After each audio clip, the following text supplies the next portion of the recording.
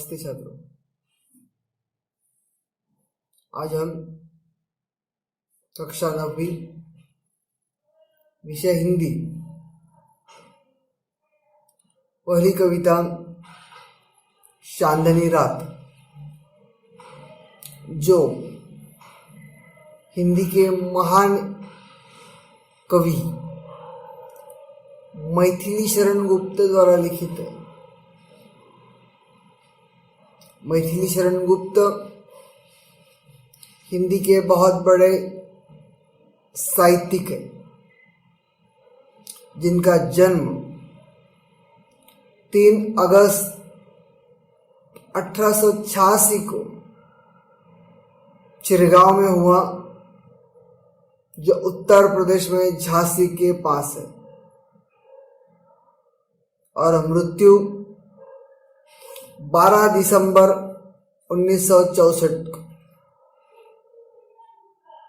मैथिली शरण गुप्त राष्ट्रीय भावनाओं के कवि हैं। इन्होंने अपना समग्र लेखन खड़ी बोली हिंदी में किया है। इनकी रचनाओं में मानवीय संवेदनाओं, विशेषता नारी के प्रति करुणा की भावना ओतप्रोत दिखाई देती है। इनकी प्रमुख कृतियां साकेत, जो महाकाव्य है, यशोधरा, जयद्रथ वध, पंचवटी, भारत भारती आदि खंड काव्य है।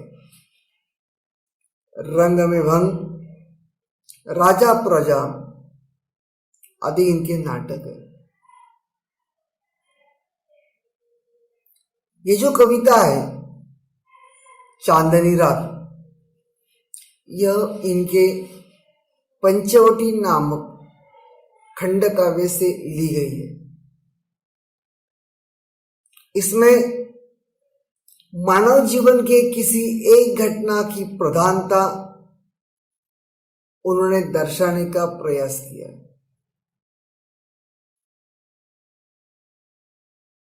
प्रकृति की छटा का सुंदर रूप बड़े ही माधुर्य के साथ इस काव्य में अभिव्यंजित हुआ है, दिखाई पड़ता है।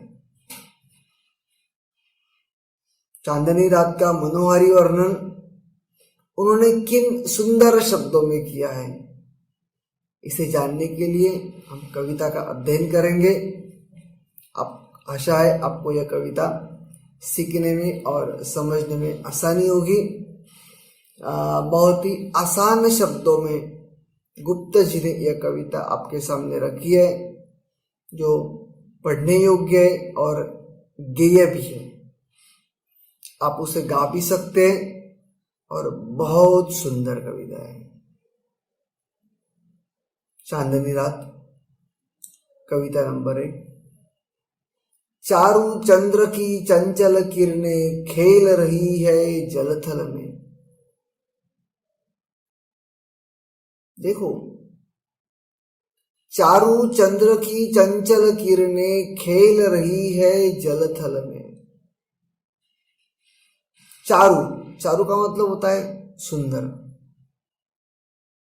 चंद्रमा, यहां पर जो जिस चंद्रमा का उल्लेख कवि ने किया है वो पूनम का चांद है।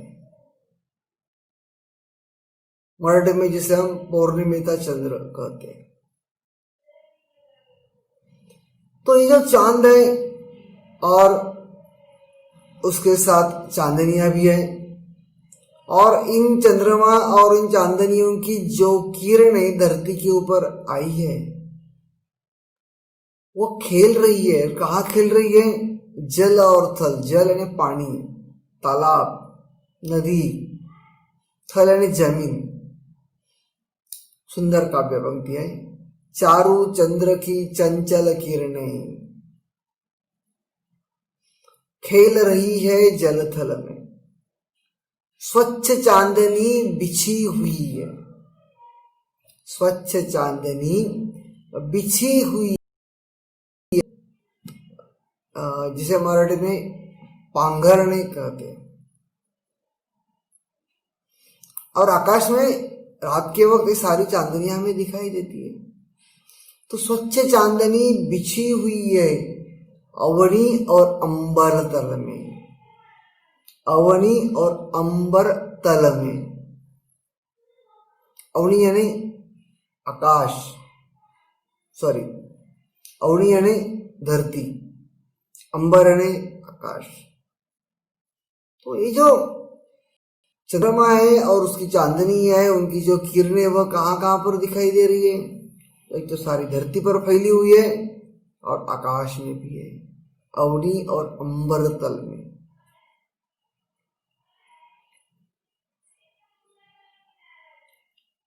अवनी का यहाँ पर एक दूसरा मथितार्थ व्यक्त होता है, वह समंत वस्तुता तल जिस पर मनुष्य रहता है उसे अवनी कहते हैं, धरती।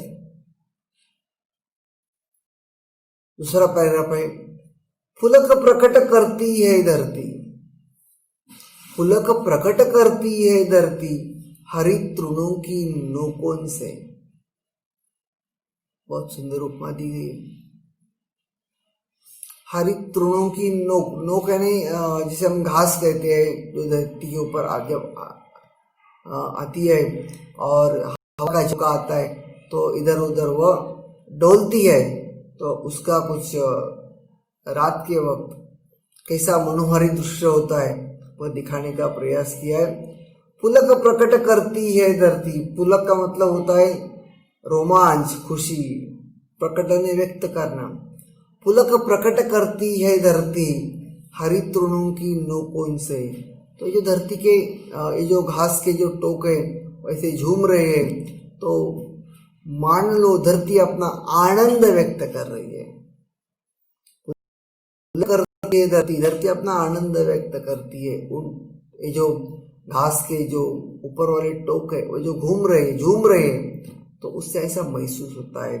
पुलक प्रकट करती है धरती हरित तृणों की नोकों से, मानो झूम रहे हैं तरुभी, तरु है वृक्ष, मानो झूम रहे हैं तरुभी मंद पवन के झोंकों से।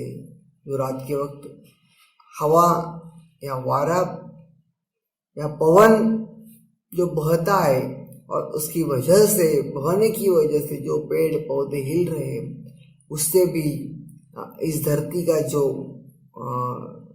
माहौल है उसे बदलाव लाने में बहुत बड़ी मदद की है। मानो झूम रहे तरुभी, यानी कि ऐसा लग रहा है कि पेड़ और पौधे भी इस आनंद में नाच रहे हैं, झूम रहे हैं। मानो झूम रहे तरुभी मंद पवन के झोंकों से। क्या ही स्वच्छ चांदनी है यह, कोई पूछ रहा है, क्या है, क्या ही स्वच्छ चांदनी है ये जो चांदनी है वो कैसी है? स्वच्छ है, सुंदर है, नितड़ है। क्या ही स्वच्छ चांदनी है ये, है क्या ही निस्तब्ध निशा। और ऐसे निशा है नहीं, रात, निस्तब्ध यानी शांत। तो ऐसे शांत माहौल में ये जो चांदनी है वह कैसी है? तो स्वच्छ है। उसमें उसकी ओर देखकर ऐसा कभी नहीं होता है कि हम चंद्रमा की ओर देखते तो हमें दुख का अनुभव होता है, शीतलता का अनुभव होता है। दुख का अनुभव नहीं होता है, शीतलता का, प्रेम का अनुभव होता है। हम चंद्रमा की ओर आसानी से देख रहते हैं और कहीं पर भी हमें दिक्कत नहीं आती है, लेकिन हम सूरज की ओर नहीं देख पाते। यही दोनों का अंतर है जो यहाँ पर कुछ हद तक व्यक्त करने का कवि ने प्रयास किया है। क्या ही स्वच्छ चांदनी है यह, है क्या ही निस्तब्ध निशा, है स्वच्छंद सुमंद गंधव।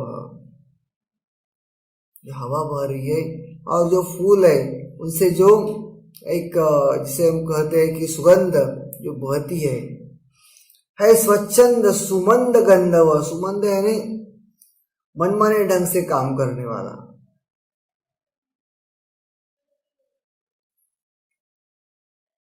स्वच्छंद यानी मनमोजी, है स्वच्छंद सुमंद गंधव।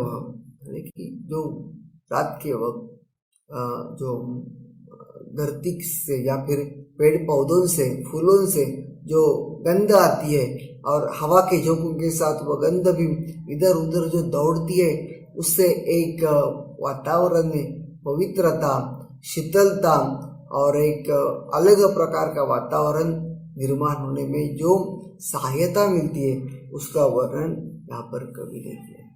और ऐसे सुंदर वातावरण में निरानंद है कौन दिशा, निरानंद यानी उदास, निराश। और ऐसे सुंदर वातावरण में कौन निराश हो सकता है, कौन उदास हो सकता है?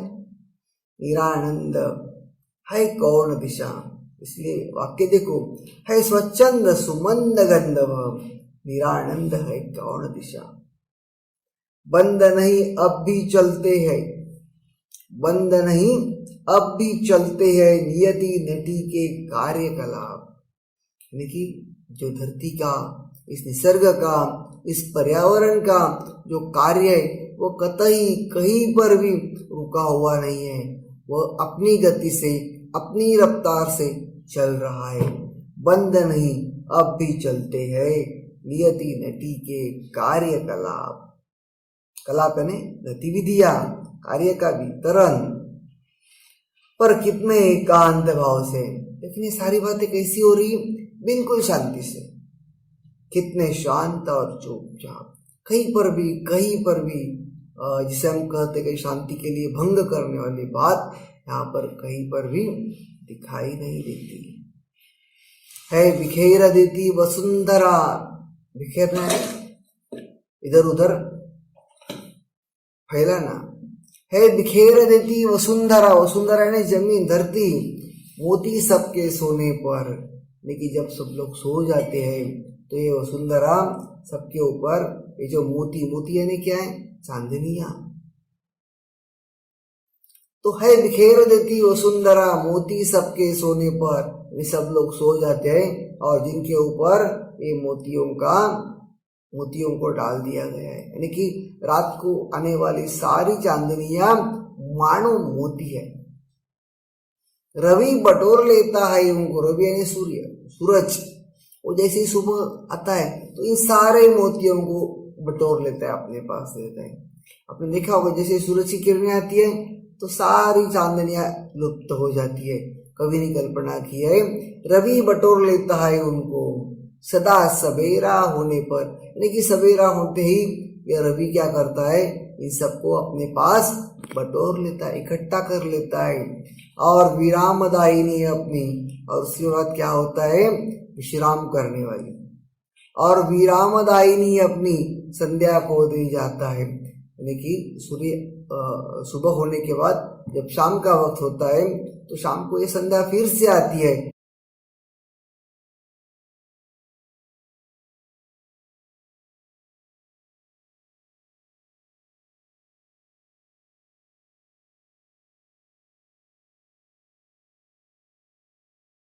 तो उस समय उसे वापिस वह लौटा देता है, वापिस कर देता है। और विरामदायिनी अपनी संध्या को दे जाता है। शून्य श्याम तनु जिससे उसका, शून्य श्याम तनु जिससे उसका नया रूप झलकाता है, नया रूप झलकाता है। इससे क्या होता है कि उस संध्या का एक नया रूप, उसे नया रूप आ जाता है, उसका सौंदर्य खुल जाता है इन चांदनियों की वजह से। वो बिल्कुल सुंदर और अनूठा ऐसा दृश्य फिर से पर्यावरण में आ जाता है और उसमें एक अलग प्रकार की विनम्रता या फिर अपनापन, शीतलता जो हमें दिखाई देता है। पंचवटी की छाया में, पंचवटी की छाया में सुंदर पर्ण कुटीर बना। और ऐसी इस माहौल में जो पंचवटी है, पंचवटी ने 5 पौधे जिसमें अशोक, पीपल, बेल, वट और पाकड़, इन 5 पौधों की छाया में एक सुंदर ऐसी कुटीर, कुटीर यानी झोपड़ी, पत्तों से बनाई गई ऐसी एक सुंदर झोपड़ी, कुटिया बनाई गई है। पंचवटी की छाया में सुंदर पर्ण कुटीर बना, उसके सम्मुख स्वच्छ शिला पर, और उसके सम्मुख जो एक शिला है, शिला का मतलब क्या होता है? दगड़ पत्थर, उस पत्थर पर उसके सम्मुख स्वच्छ शिला पर धीर वीर निर्भीक मना, एक ऐसा दृढ़ मन वाला जो एक योद्धा होता है जिसके पास धनुष्यबाण है, ऐसा वीर उसके ऊपर बैठा हुआ है, पहरा दे रहा है। उसके सम्मुख स्वच्छ शिला पर धीर वीर निर्भीक मना, जाग रहा यह कौन धनुर, कवि कह रहा है जाग रहा यह कौन धनुर, यह कौन धनुर जाग रहा है जिसके हाथ में धनुष है और वो दिखने में बहुत सुंदर है। जाग रहा यह कौन धनुर जबकि भुवन भर सोता है, यानी कि सब लोग सो रहे हैं तो ये कौन ऐसा धनुधारी है जो जाग रहा है। भोगी कुसुमायुध योगी साम, भोगी है नहीं बिल्कुल सुंदर है, गृहस्थी करने वाला, ऐसा यह व्यक्ति है। भोगी कुसुमायुध, कुसुमायुध नहीं फूल जैसे जिसके आयुध यानी कि उसका शरीर, उसके आयुध बिल्कुल किसी फूल की तरह है, सुंदर है। भोगी कुसुमायुध योगी सा, और फिर वो कैसे दिखता है, ऐसा होने के बावजूद भी वह साधु या सन्यासी लगता है। भोगी कुसुमायुध योगी सा बना दृष्टिगत होता है, और ऐसा वह दिखाई पड़ता है, दृष्टिगत होने दिखाई पड़ना, तो ऐसा वहां पर वह दिखाई पड़ रहा है। इस प्रकार छात्रों इस कविता में निसर्ग का बहुत ही बेजोड़ सुंदर ऐसा वर्णन मैथिली शरण गुप्त ने किया है। वास्तव में यह पंचवटी नामक खंड काव्य का एक दृश्य, जब भगवान राम,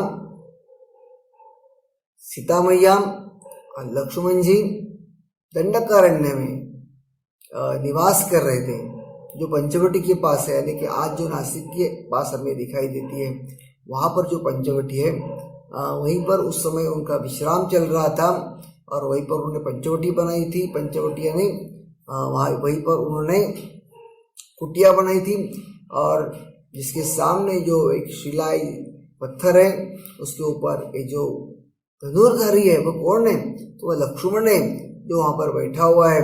और कुल मिला के उस स्थिति का, वहाँ के पर्यावरण का, वहाँ के निसर्ग का जो बहुत ही अनूठा और अनुपम ऐसा जो वर्णन मैथिली शरण गुप्त ने किया है वह यहाँ पर हमने देखा। ये तो पंचवटी नामक जो उनका खंड काव्य है, यह रामायण के एक अंश के रूप में आपके सामने है, लेकिन उस पंचवटी का भी एक दृश्य जो कवि ने बहुत ही अलग ढंग से जिसका वर्णन किया है, वो यहाँ पर उसका एक लगभग 8 पैराग्राफ आपके सामने रखे गए हैं। हर एक पैराग्राफ में 4 पंक्तियाँ हैं और बिल्कुल उनकी जो शब्द संख्या है वह बिल्कुल समान है और बिल्कुल एक गेयता के साथ आपके सामने इसे रखने का कवि ने प्रयास किया है। उन्होंने प्रकृति की सुंदर छटा का बहुत ही अनुपम ढंग से वर्णन किया है, जिसकी हम मात्र कल्पना ही कर सकते हैं। कई सारे फिल्मों में भी आपने एक नयन रम्य ऐसे दृश्य देखे होंगे, लेकिन यहाँ पर कवि ने अपने अनूठे और ऐसे विलोभनीय शब्दों द्वारा यह कविता एक सुंदर उसे बनाने का प्रयास किया है और ये कविता बहुत ही आकर्षक और गेय बनी है। आशा है आप लोगों को यह कविता समझ में आई होगी। इसके ऊपर जो सवाल जवाब है उसके लिए हम अलग वीडियो जरूर बनाएंगे, लेकिन फिलहाल ये जो कविता है चांदनी रात जो मैथिली शरण गुप्त द्वारा लिखित है और हमारी पहली इकाई की पहली कविता है जो मैंने फिलहाल आपके सामने रखी है, आपको समझ में आ गई होगी। आशा है कि आप इस वीडियो को बार बार सुनेंगे और इससे आपको ये कविता समझने में आसानी होगी।